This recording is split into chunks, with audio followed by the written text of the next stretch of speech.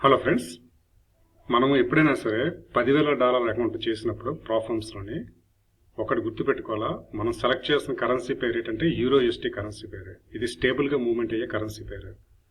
ఒక స్టాండర్డ్గా ఒక లెవెల్ అంటూ దీనికి అంటూ ఉంటుందన్నమాట.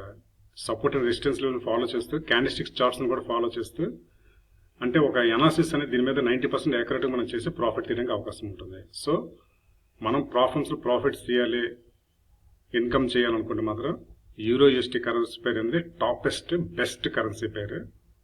అదొకటి గుర్తుపెట్టుకోండి. ఓకే, అయితే $10,000 అకౌంట్ మీద మనము తీసుకోవాల్సిన లాట్ సైజ్ అంతా ప్రతి ట్రేడ్ మనం 0.20 లాట్ తీసుకోవాలన్నమాట. చిన్న ట్రేడ్ అన్నమాట, చిన్న లాట్ సైజ్, చిన్న ప్రాఫిట్స్.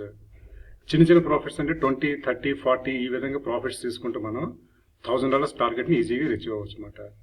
10,000 అకౌంట్ మీద ఏంటంటే మనం $1,000 ప్రాఫిట్ తీయాలి ఫస్ట్ ఛాలెంజ్లోనే.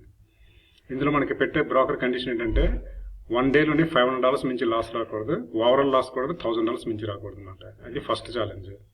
సెకండ్ ఛాలెంజ్ అంటే 6% అనమాట. 1 డేలోనే $300 మించి లాస్ రాకూడదు, అంటే 3% ఆన్ క్యాపిటల్. 6% అంటే $600 మించి లాస్ రాకూడదు ఓవరాల్గా.